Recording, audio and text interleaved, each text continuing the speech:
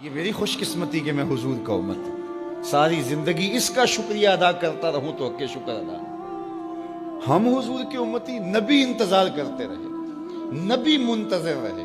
حضرت خلیل اللہ کی بارگاہ میں پکار رہے ہیں، ربنا وابعث فیہم رسولا، مالک رسول بھیج دے۔ کوئی کہتا ہے لیسا بفظ ولا بغلظ، وہ ترشرو نہیں ہوگا، سخت مزاج نہیں ہوگا، ماتھے پہ شکنے لانے والا نہیں ہوگا، وہ پیار بانٹنے والا ہوگا۔ بس وہ آیا چاہ رہا ہے۔ حضرت عیسیٰ نے تو نام بھی بتا دیا نا، مبشرا برسول یاتی من بعد اسمہ احمد۔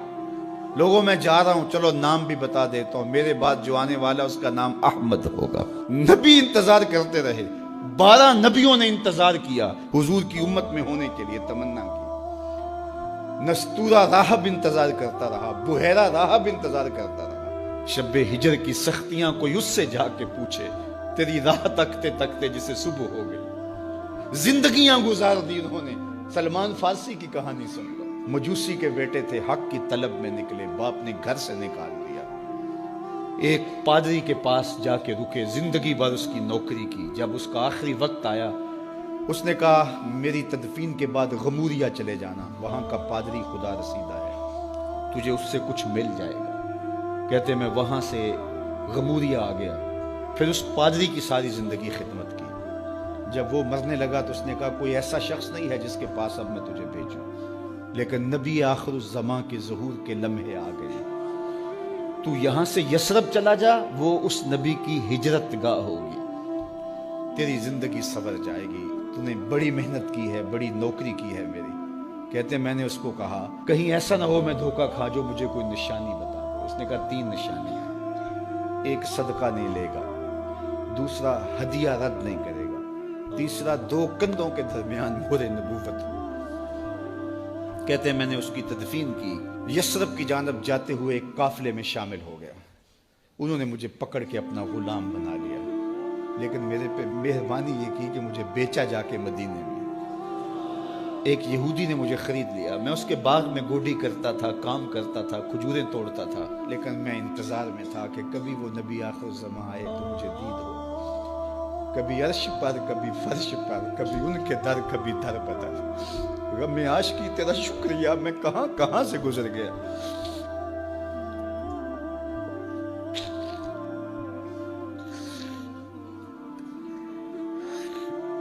کہتے ہیں ایک دن میں اپنے باغ میں کھجوریں توڑ رہا تھا کہ ہواؤں میں مستی پیدا ہو گئی اور ہر سمت سے طلع البدر علینا کی صدائیں گونجنے لگی۔ میں سمجھ گیا کہ وہ لمحے آ گئے، میں نے چھلانگ لگا دی اور دوڑ پڑا۔ میرے آقا نے سمجھا شاید غلام بھاگ گیا، اس نے دوڑ کے مجھے پکڑ لیا۔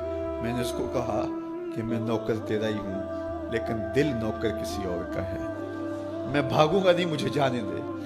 میں کچھ کھجوریں لے گیا تھا صدقے کی نیت سے، جا کے حضور کو پیش کی۔ آقا کریم نے فرمایا ہم نبی صدقہ نہیں لیتے۔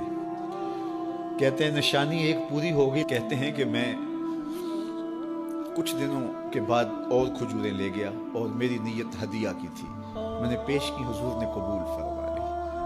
لیکن میں بھی کہتا تھا تیسری نشانی بھی پوری ہو لے تو پھر مانوں گا، اور وہ کیا تھی؟ 2 کندھوں کے درمیان مہر نبوت۔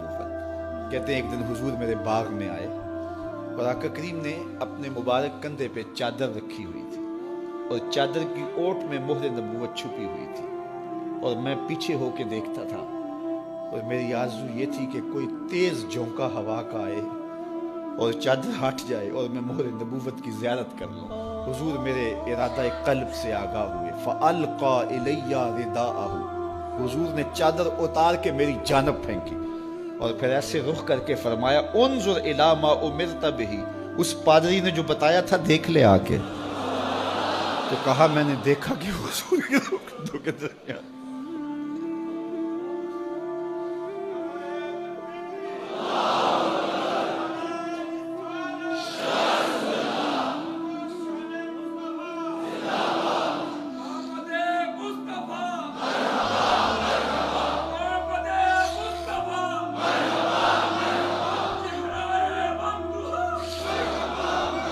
شب ہجر کی سختیاں کوئی اس سے جا کے پوچھے، تیری راہ تکتے تکتے جسے صبح ہو گئی۔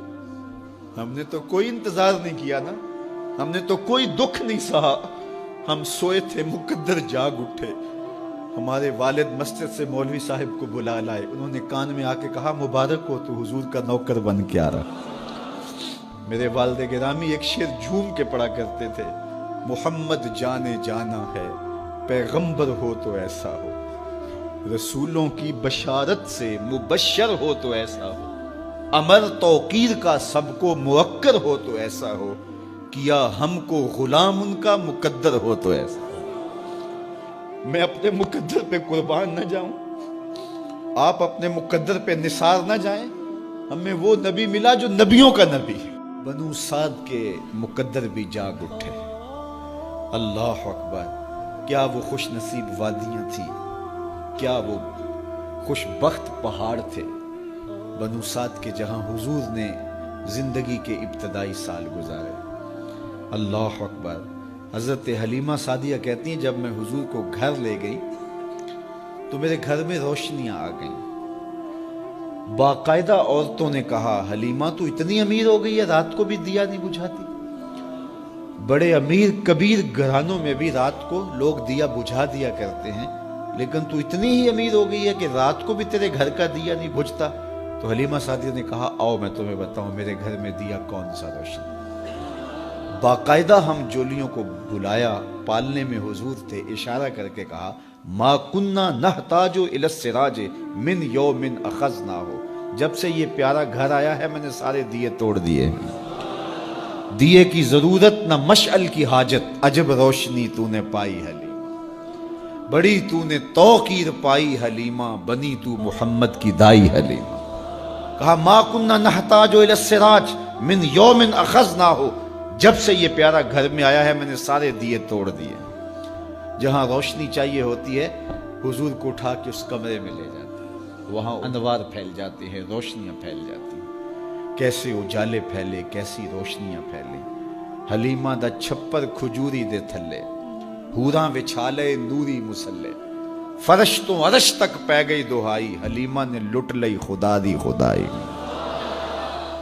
اللہ اکبر۔ وہ سارا دن تو صحراؤں میں گھوم لیتی تھی، اسے جب بھوک لگتی تھی لبوں کو چوم لیتی تھی۔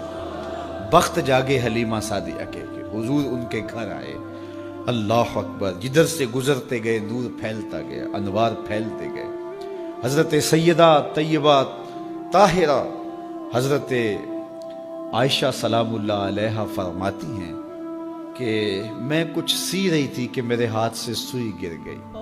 اب حضور کے گھر میں دیے میں جلانے کے لیے تیل بھی نہیں تھا، میں پریشان تھی، سوئی گر گئی، اتنے میں حضور تشریف لائے۔ حضور مسکرائے، کہتی ہے میں نے گمی ہوئی سوئی تلاش کر لی۔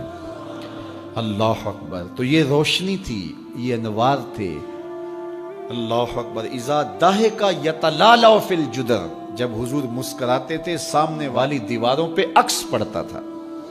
اللہ اکبر۔ جب مسکراتے تھے نور پھیل جاتا تھا۔ اذا تکلم رؤیا کالنور یخرج من بین ثنایاہ، حضور کے سامنے والے دانتوں میں ہلکا سا فاصلہ تھا، اور جب آقا کریم گفتگو کرتے تھے وہاں سے نور کی کرنیں چھن چھن کے نکلتی تھیں، انوار پھیل جاتے تھے۔